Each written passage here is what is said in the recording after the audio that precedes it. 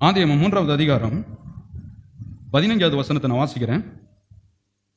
உனக்கும் ஸ்திரிக்கும் உன் வித்துக்கும் அவள் வித்துக்கும் பகை உண்டாக்குவேன். அவர் உன் தலையை நசுக்குவார், நீ அவர் குதிகாலை நசுக்குவாய் என்றார். வாக்குத்தத்தம் அவருக்கு அங்க சொன்னாரு, பூமியில் உள்ள வம்சம் எல்லாம் உனக்குள் ஆசீர்வதிக்கப்படும். அது ஆபிரகாமுக்குள்ள இல்ல. அதுக்கு தான் சபை, அதுக்கு தான் பைபிளை பிரசங்கிக்கிறதுக்கு ஒரு போதகர் பாருங்க. உனக்குள்ள அப்படின்னா என்ன? நிறைய பேர் என்ன நினைச்சிட்டாங்க, ஆபிரகாமுக்குள்ள உலகமே ஆசீர்வதிக்கப்பட போகுது அப்படின்னு. ஆபிரகாமுக்குள்ள உலகம் ஆசீர்வதிக்கப்பட போறது கிடையாது. என்ன, ஆபிரகாம் உலக ரட்சகர் கிடையாது. அப்படின்னா என்ன, ஆபிரகாமை பிரித்து எடுத்து கடவுளுக்காக அவன் வாழ்ந்து, கவனிங்க, அதன் மூலமாய் அவன் வம்சத்துல யார் பிறக்க போகிறார்? இந்த உலக ரட்சகர் இயேசு பிறந்து, கவனிங்க, அவர் சிலுவைக்கு போய் ஜீவனை கொடுத்து, அந்த ஜீவனின் மீட்பின் மூலமாய் இந்த பாவமான உலகத்தில் வாழ்கிற உலக மக்கள் எல்லாருமே யாருக்குள்ள? இயேசுக்குள் ஆசீர்வதிக்கப்பட போகிறார்கள் என்பதை அந்த ஆபிரகாமினுடைய அழைப்பிலே என்ன பண்ணிட்டாரு? சொல்ல ஆரம்பிச்சிட்டாரு. நிறைய பேர் என்ன நினைக்கிறாங்க, ஆபிரகாமுக்குள்ளதான். ஆபிரகாமுக்குள்ள இல்ல, இந்த ஆபிரகாமின் வம்சத்தில், கவனிங்க, இயேசு பிறப்பதற்காகவே அவன் இருளில் இருந்து அவனை வெளிச்சத்திற்கு கொண்டு வந்து அவருடைய திட்டங்கள் எல்லாம் அவருக்கு காண்பித்து, பாருங்க, ஒண்ணுமே இல்லாத ஒரு ஆளை, அந்த வம்சத்துல குழந்தையே இல்லாத ஒரு ஆளை ஆசீர்வதித்து குழந்தை பிறந்து, அந்த வம்சத்தில் ஈசாக்கு பிறந்து, ஈசாக்கின் வம்சத்தில் இயேசு பிறந்து, அவருக்குள்ள எப்படி இந்த உலகத்தின் பாவங்கள் மன்னிக்கப்பட்டு மக்கள் மீட்கப்பட்டு பூமியில் உள்ள வம்சம் எல்லாம் எப்படி ஆசீர்வதிக்கப்பட போகிறது என்பதை அன்றைக்கே சுவிசேஷமாய் ஆபிரகாமுக்கு தேவன் என்ன பண்ணிட்டாரு? அறிவிக்கப்பட்டு விட்டார். அப்படின்றத காமிக்கிறாரு. காமிச்சிட்டு, கவனிங்க, இந்த வாக்குத்தத்தம் எப்படி இயேசு பிறக்க போறாரு, எப்படி உலகம் ஆசீர்வதிக்கப்பட போகுது அப்படின்றத தான் 15வது வசனத்துல வாக்குத்தத்தமா சொல்றாரு. கவனிங்க, உனக்கும் ஸ்திரிக்கும் உன் வித்துக்கும் அவள் வித்துக்கும் பகை. ஃபர்ஸ்ட் வேதத்துல ஏமா கவனிங்க, வேதத்தில் 3 பேர் பேசியிருக்காங்க. எத்தனை பேரு? 1 தேவன், 2வது பிசாசு, 3வது மனிதன். அதனாலதான் மத்தேயுல சொல்லப்பட்டிருக்கிறது, சத்தியத்தை அறிவீர்கள் அப்படின்னா என்ன?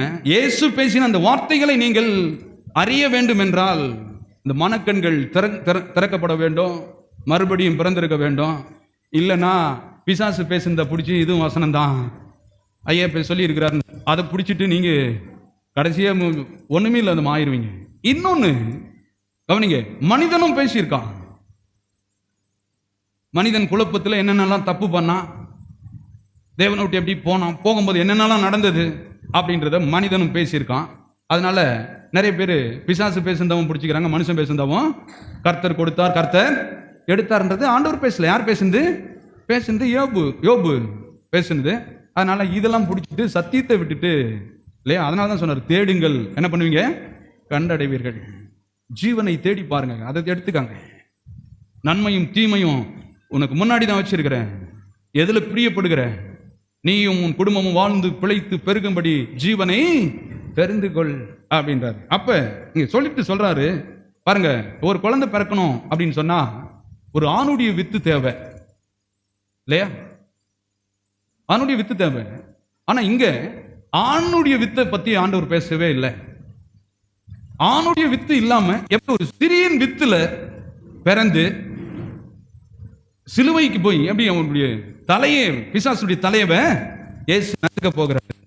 பிசாசு எப்படி இயேசு சிலுவையில கொல்ல போறாரு அப்படின்றத ரெண்டும் கம்பேர் பண்ணி என்ன பண்ணியிருக்கிறாரு? இந்த வாக்குத்தத்தமா கொடுத்திருக்கிறாரு. அதுதான் இது. உனக்கும் ஸ்திரிக்கும் உன் வித்துக்கும் அவள் வித்துக்கும், எப்படி கன்னி மரியாளுடைய வித்துல பிறக்க போற இயேசுவுக்கும் பிசாசின் வித்துல பிறக்க போகிற அந்த பகைக்கும் என்ன உண்டாக்குவேன்? பகை உண்டாக்குவேன். வாக்குத்தத்தம் சொல்லிட்டு, அவர் உன் தலையை நசுக்குவார். இயேசு யாரை நசுக்குவாரு? பிசாசின் தலையை நசுக்குவார்.